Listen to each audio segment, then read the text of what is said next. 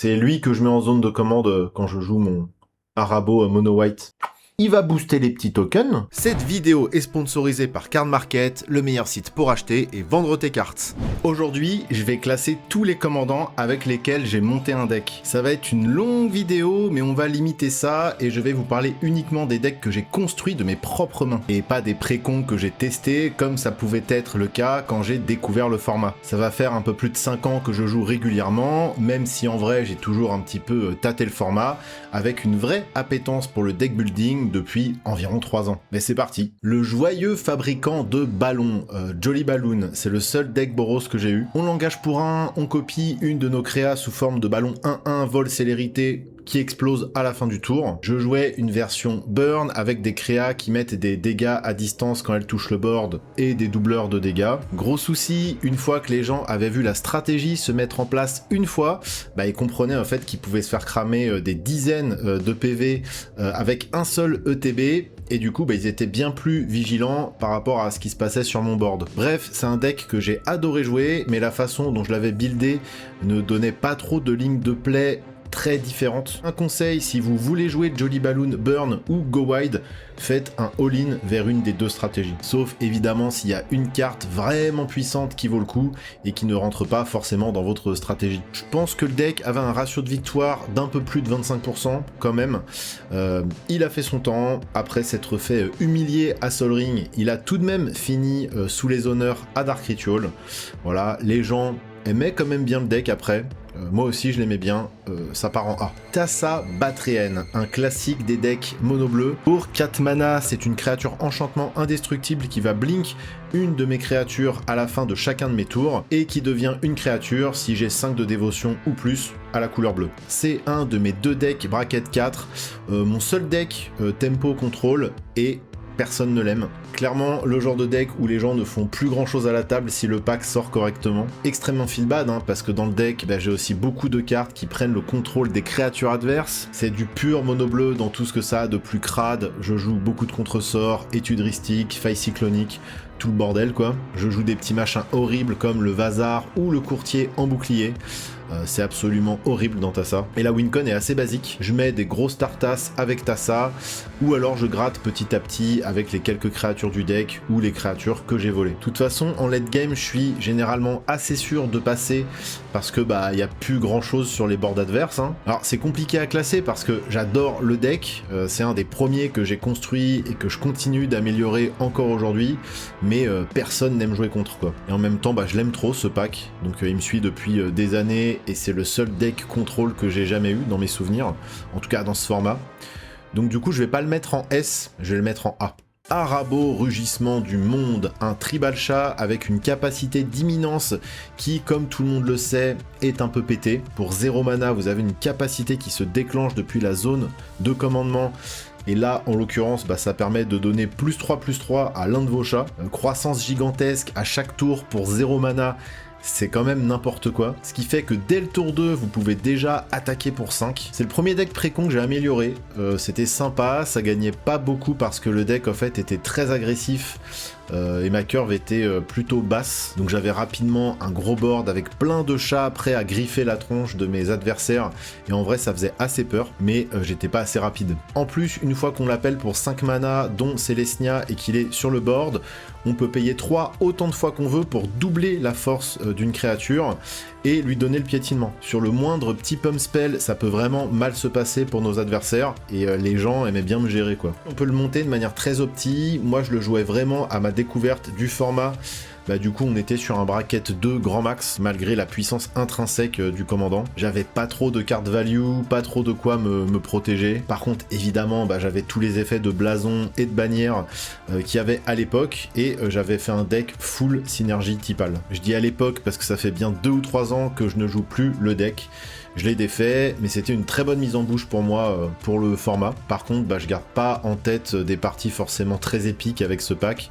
Et en vrai, je me faisais un peu chier, donc ça va partir en C. Bon, allez en B parce que c'est des petits chatunga quand même. Et puisqu'on est sur Arabo, j'ai aussi monté Arabo le premier croc, donc sa version mono blanche. J'avais envie d'un deck Winnie White purement agressif et surtout d'un petit bracket 2 tranquille que je pouvais prêter à des nouveaux joueurs ou pour s'affronter. Donc des synergies plutôt simples, mais ayant appris de mes erreurs entre le Arabo Celestia et le Arabo Mono Blanc, et le deck possède finalement ce qu'il faut de gestion et de protection pour faire en sorte d'avoir une sortie un peu plus stable. Il va faire popper un token chat 1-1 à chaque fois que lui arrive ou qu'un autre chat arrive sur le champ de bataille, et il va leur donner +1/+1. Un très bon Lord Chat donc. Et j'ai réussi à équilibrer à peu près la rampe et la pioche, donc j'en suis assez content.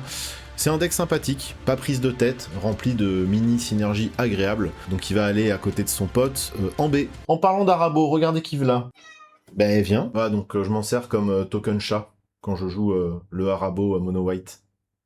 Saeli, créatrice radieuse, la Saeli Temur, elle coûte 4 mana, va vous faire gagner une énergie quand vous lancez un artefact ou un artificier, et au début du combat pendant votre tour, vous pouvez créer une copie d'un truc sur votre board qui sera un jeton copie 5/5 célérité et qui va mourir à la fin du tour. Quand j'ai fait un peu de standard compétitif, quand j'ai repris Magic il y a à peu près 10 ans, et l'un des decks les plus cool à jouer, c'était Temur Energy. La mécanique énergie était toute nouvelle, et je sais pas, le deck était vraiment trop agréable à piloter quoi. C'est un peu pour retrouver ces sensations que j'ai monté le deck, et je le kiffe. En gros, on va faire plein de value et des énergies jusqu'à ce qu'on puisse résoudre une des wincons comme Carcasse Mécanique Pyrobois, Passbreaker Ibex ou la Cultivatrice de l'âme, pour la doubler avec Saeli et sortir tout le monde d'un coup. Et en fait, ce qui est cool, c'est que le deck a vraiment plein de lignes de play différents. Il y a moyen de copier des créatures, de copier des artefacts, de copier les copies,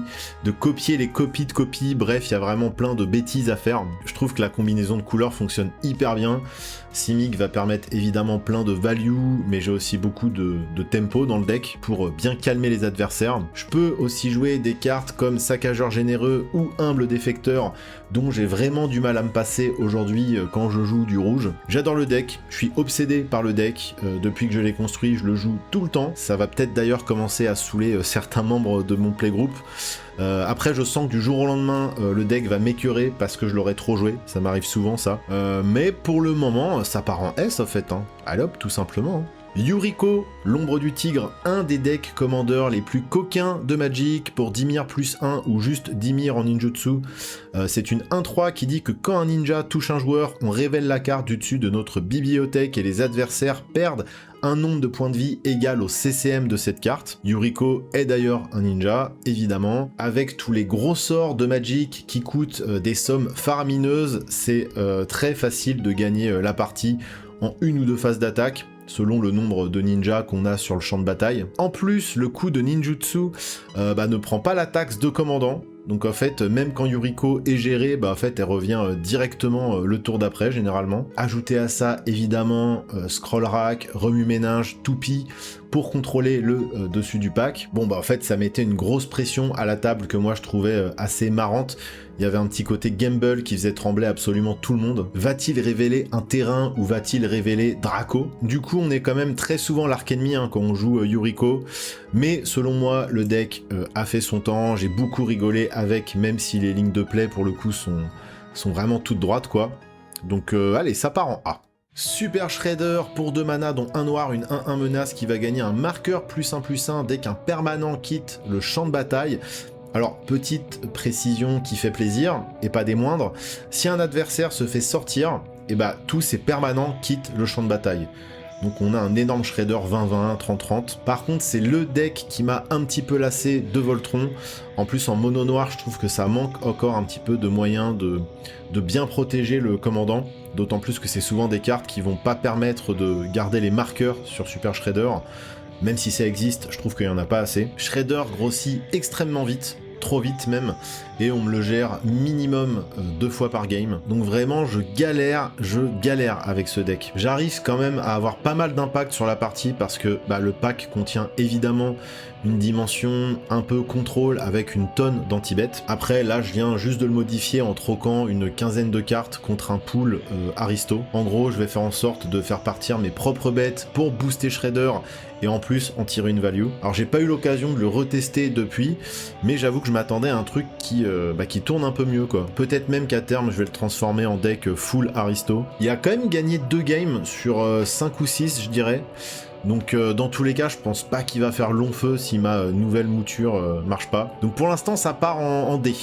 Voilà. Et c'est dommage parce que le deck, bah, je le trouve plutôt beau en vrai. En parlant de Voltron, j'avais aussi monté un Wilson Grizzly raffiné au point enflammé. Voilà, je lui avais choisi point enflammé comme passé. Alors là, pour le coup, j'avais beaucoup plus de moyens de le protéger, notamment avec les Umbra et tous les petits sorts en vert qui donnent l'indestructible et ou la défense talismanique. D'ailleurs, je préférais même jouer les sorts blancs de protection de couleur parce que potentiellement, je rendais Wilson imbloquable. Donc en vrai, c'était plus efficace. Mais en fait, même problème, parce que personne n'a envie de voir un ton double initiative piétinement toucher ses points de vie.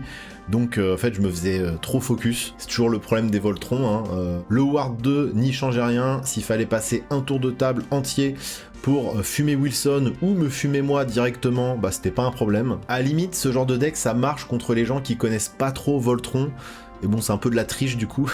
Je rappelle, pour ceux qui connaissent pas forcément trop le format, si vous prenez 21 points de dégâts d'un même commandant, c'est game over. Peu importe s'il vous reste 40, 50 ou 60 points de vie. Donc parfois, suffit de toucher une fois et c'est ciao à plus. Ça donnait envie sur le papier, mais j'ai assez vite déchanté. Je pense que je retenterai quand même encore une fois avec le nouveau commandant mono vert là, de Mystery 3, qui quand même me donne envie de retenter l'expérience. En plus là pour le coup il est quasiment intouchable, donc peut-être qu'enfin ça fera des trucs. Ça demande d'être un petit malin en fait quand on joue Voltron, et surtout je pense qu'il faut trouver un moyen original de le faire passer sous les radars. Pas juste j'ai une grosse bête pleine d'aura, d'enchantement, d'équipement et de pump spell sur elle. Je pense que c'est un deck sympa à jouer à un bracket pas trop haut, et même pourquoi pas pour faire découvrir la mécanique Voltron à des nouveaux joueurs.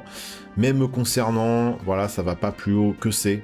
Après je sais qu'en 1v1 c'est un peu plus sortable justement parce qu'on n'a qu'un seul adversaire, et d'ailleurs il me semble que ça avait été joué en duel commandeur compétitif. Vivi, mage noir égaré, un de mes personnages préférés de jeux vidéo, évidemment qu'il fallait que je le monte en tant que grand fan de la saga Final Fantasy. Bon bah c'est totalement fumé, la carte avait limite fait polémique à sa sortie tellement c'était fort. Tout le monde hard mulligan dans ses gestions dès que je sors Bibi, ce qui est compréhensible. Il fait absolument tout sauf piocher, donc suffit de mettre dans le deck tous les petits piocheurs à 1 ou 2 mana, et en fait ça tourne tout seul, et ça tombe bien, on est en IZ, la bicolorité parfaite pour faire ça. Si vous prenez votre tour avec Bibi sur la table, c'est un cauchemar pour tout le monde. Ça dure 3 plombes et ça fait une value infinie. Alors pas infinie, mais beaucoup de value. Comme Tassa, c'est le genre de deck qu'offre pas beaucoup de fun à la table, sauf à moi. Donc il est bracket 4. Voilà, j'ai 2 decks bracket 4 et il va aller à côté de Tassa du coup. Hope S-Time, puisqu'on est dans Final Fantasy, j'ai aussi monté Hope, quand bien même j'ai pas aimé FF13. Je voulais un deck meule et ça tombe bien, à la fin du tour il va meuler vos adversaires d'autant de cartes que de points de vie que vous avez gagné dans le tour. Alors c'est un peu greedy comme stratégie, mais ça marche. Et le deck, étonnamment, a gagné pas mal de parties. Par contre, c'est vrai que je joue beaucoup de sorts de protection et de contre-sorts gratuits. C'est uniquement d'ailleurs comme ça que j'arrive à m'en sortir avec lui parce qu'il est quand même assez fragile. Donc il y a quelques game changers dans le deck quand même. Donc le truc c'est qu'il va creuser petit à petit la bibliothèque des adversaires. Mais il y a certaines cartes qui peuvent faire bien plus mal.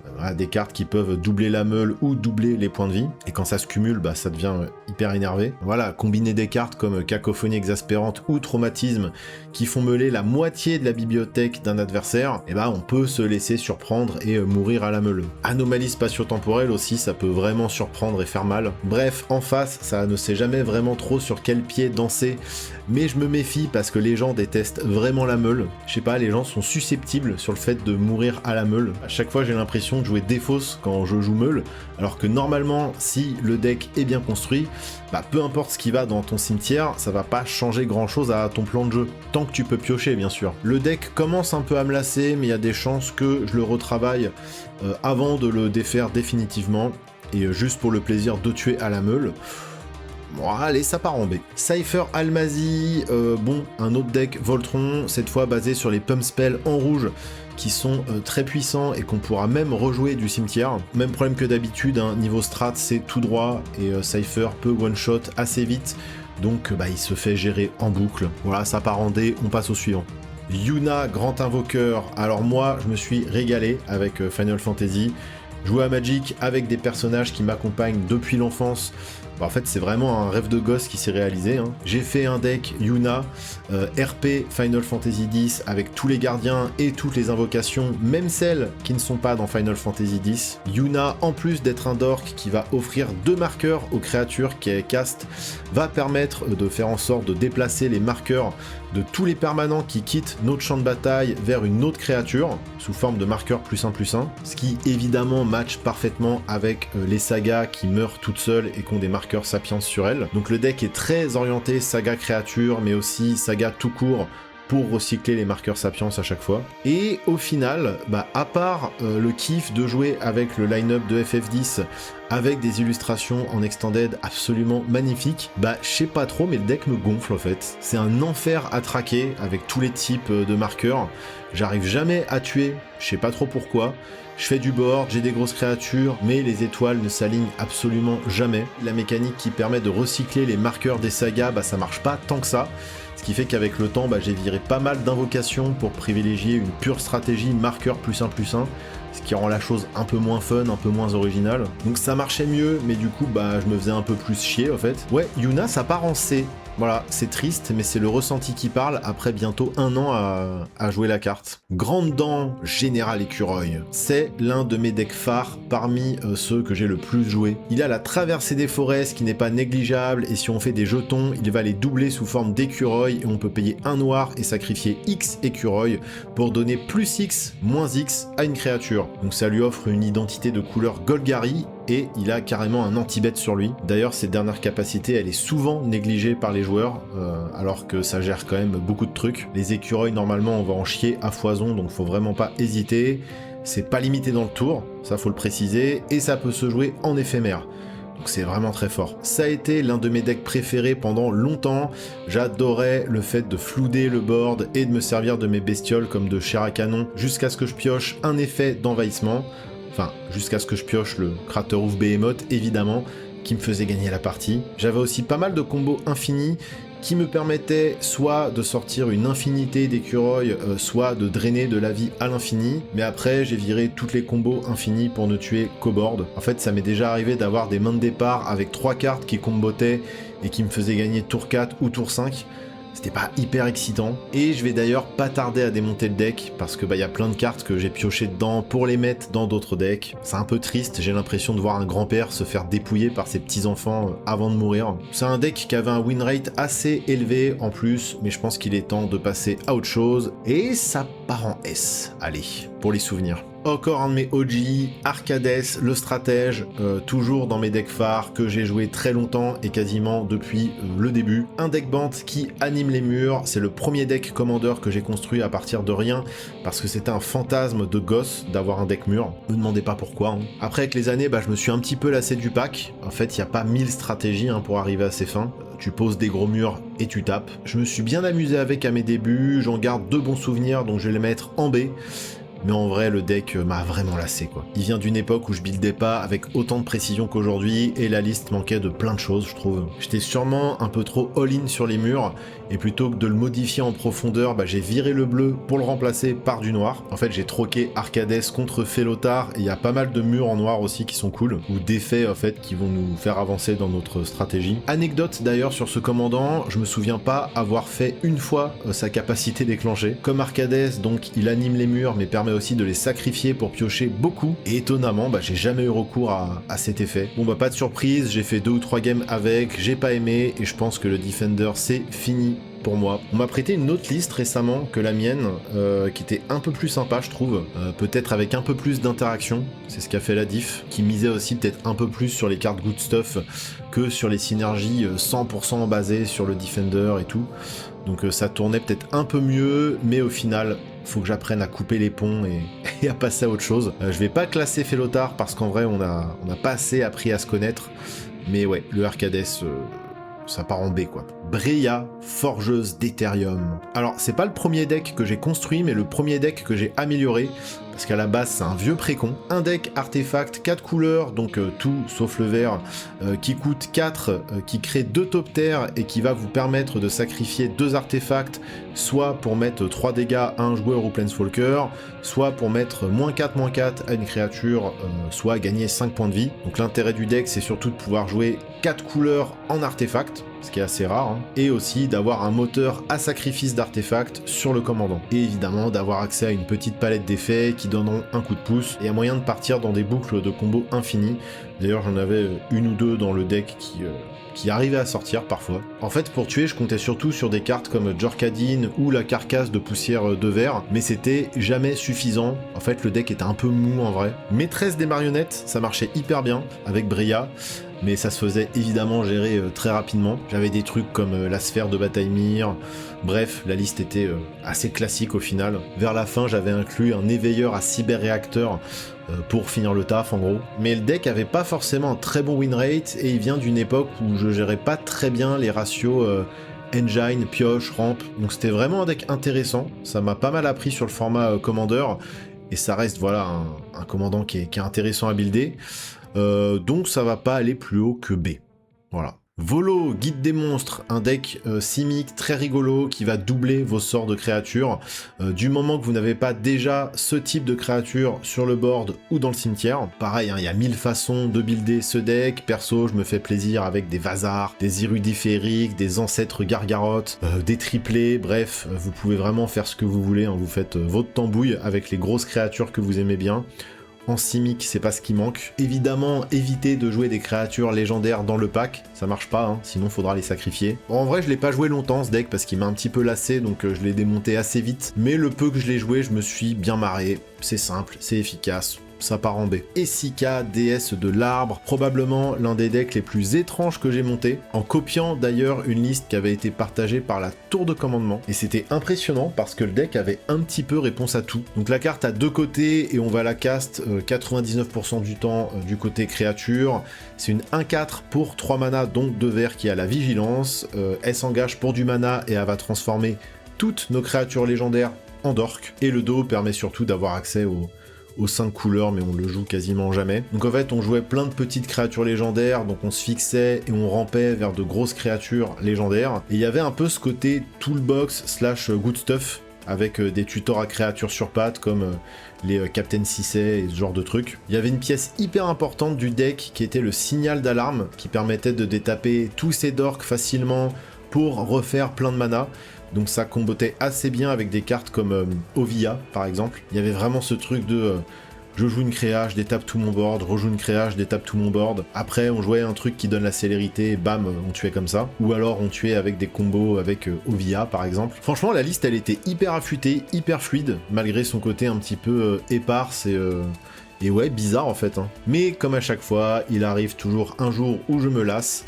Donc bah, le deck je l'ai démonté, mais il va quand même partir en A. Marizi, briseur de l'annelure, actuellement l'un de mes decks préférés, tout simplement. À l'instar de Saeli, je le sors très souvent. Pour Naya +1, on a une 5/4 qui va empêcher vos adversaires de lancer des sorts pendant les phases d'attaque. Et surtout, à partir du moment où vous connectez avec un joueur, vous incitez tout son board. Ça veut dire que toutes ces créatures sont obligées d'attaquer, mais pas chez vous. J'adore cette mécanique. C'est l'un des meilleurs mots-clés de Magic. Et en gros, bah, vous allez boui-bouiter de votre côté en attendant que les autres s'entretuent, et en espérant que quand arrive le 1v1, bah, vous soyez suffisamment préparé. Le gros défaut des decks God, bah, c'est qu'on a toujours un peu de mal à assurer contre le dernier adversaire. Donc on va faire de la value, on va se faire un board qu'on essaye de protéger, et on espère que les joueurs se mettent suffisamment mal entre eux pour pouvoir rester le dernier debout, quoi. C'est une façon de jouer un peu étrange, mais j'ai un maximum d'endorphine quand je joue ce pack. Me demandez pas pourquoi. Donc bah, je le mets en S. Allez hop. Tanouk, second inébranlable. Bah c'est très drôle hein, de pouvoir caster n'importe quel sort rouge ou n'importe quel sort d'artefact pour seulement 3 mana. Alors même si évidemment ça quitte le champ de bataille à la fin du tour, de toute façon ça reviendra plus tard et généralement ça a déjà fait beaucoup de dégâts. Avec les decks Voltron, c'est Tanouk qui m'a bien fait comprendre qu'il fallait mieux jouer avec un commandant discret plutôt qu'un truc qui fait n'importe quoi très rapidement. Le but c'était de caster Tanouk tour 3 et à partir du tour 5 jouer 2 sorts hyper impactants et brutaux dans le tour. En gros, soit je gagnais très vite, soit pour la table, tout le mid-game était consacré à gérer Tanouk et je me faisais sortir dans la foulée. J'aime plus du tout ce type de stratégie, mais ça a créé des choses tellement débiles que j'en garde quand même un souvenir un peu amusé. Dire sortir un joueur avec Colosse de Pestacier dès le tour 4, ça a pu me faire marrer, mais en vrai, plus jamais. Donc ça part en B.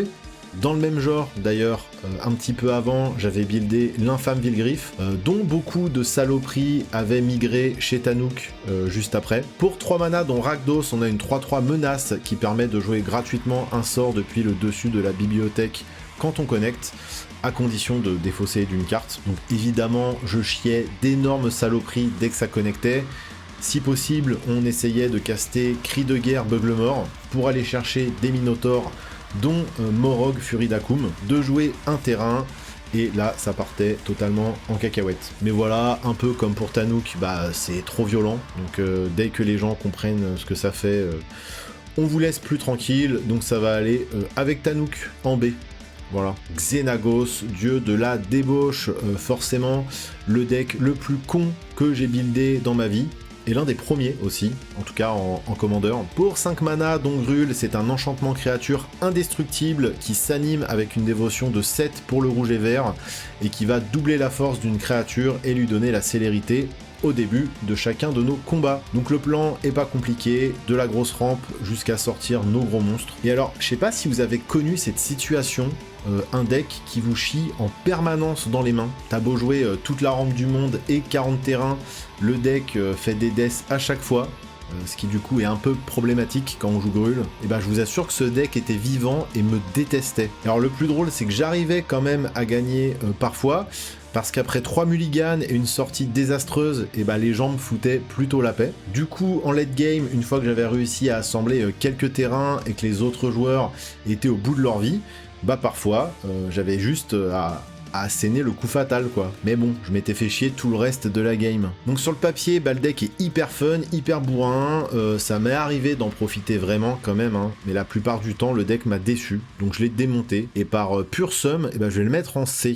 Voilà. Castral, UP devant, parfois les choses simples sont les meilleures, j'avais envie d'un deck aérien, de pouvoir me balader dans les airs sans que personne ne puisse m'atteindre, et donc bah, j'ai fait un deck tribal oiseau, tout simplement. Castral coûte 5, dont Azorius, et quand un ou plusieurs oiseaux connectent chez un adversaire, vous pouvez soit jouer ou réanimer un oiseau gratuitement, soit piocher, soit mettre des marqueurs +1/+1 sur tous vos oiseaux. Donc c'est assez puissant en vrai, on pose plein de petits oiseaux pour 1, 2 ou 3 mana en early game, et quand Castral arrive, on commence à trigger son effet. Vous l'avez peut-être souligné, mais Azorius est probablement ma bicolorité préférée. Alors c'est pas fait exprès, hein, mais entre les decks Bant que j'ai joué et Hope, ouais, je dois admettre que Azorius est assez récurrent dans mes decks. J'ai donc accès à beaucoup de sorts de contrôle, et c'est un vrai régal d'envahir les airs, d'être imbloquable et de tempo les autres joueurs. Le deck est hyper simple à piloter, il est joli, agréable, après c'est un peu tout droit, mais ça va en A. Et pour finir, mon petit bracket 1 chapeau. Alors oui, le but du deck c'est d'avoir uniquement des illustrations avec un chapeau dessus, sauf les terrains évidemment, et pour ça j'ai choisi Jasper Silex, le ricaneur, dans la version Edrebka évidemment, car on ne renie pas ses passions. Au début du tour, on exile autant de cartes du dessus de la bibliothèque d'un adversaire que de hors-la-loi que l'on contrôle, et jusqu'à la fin du tour, on peut lancer les sorts qu'on a trouvés, et les créatures qu'on vole deviennent aussi des hors-la-loi. Alors, à la base, c'est juste un deck fun, mais après quelques tests, bah, je dirais que le deck est bien bracket 2 au final, alors que je l'avais build en pensant que ça allait être un bracket 1. On s'était donné des défis de deck building à la con avec des potes, et au final, le deck s'en sort pas mal. J'arrive facilement à faire un gros board et à piquer des cartes intéressantes. Alors je le sors pas hyper souvent, parce que globalement ça joue quand même pas mal de bracket 3 autour de moi, mais je le sors de temps en temps et ça fait des trucs, même si ça gagne pas très souvent. Puis c'est toujours cool de piquer les cartes des autres, donc je vais le mettre en B. Bah ça y est, on a fait le tour. Je viens quand même de monter 2 nouveaux decks, dont le tribal super-héros là que j'avais montré rapidement sur ma chaîne. J'ai pas encore assez de recul pour les classer, mais rendez-vous peut-être dans quelques années pour une partie 2. J'attends votre top 5 des commandants que vous avez joués dans votre vie. Comme ça, on compare, c'est cool. Internet devient vraiment compliqué en ce moment pour ce qui est des vues et de l'algorithme qui est vraiment sans pitié. Comme d'hab, si vous souhaitez continuer à voir mon contenu, je compte sur vous pour lâcher un petit like et un commentaire évidemment. Et pourquoi pas devenir membre de la chaîne, vous seriez les GOAT. Bordel, vraiment vous imaginez pas à quel point ça aide pour se motiver à faire encore plus de contenu. En plus, il y a quelques contreparties à la clé. À bientôt.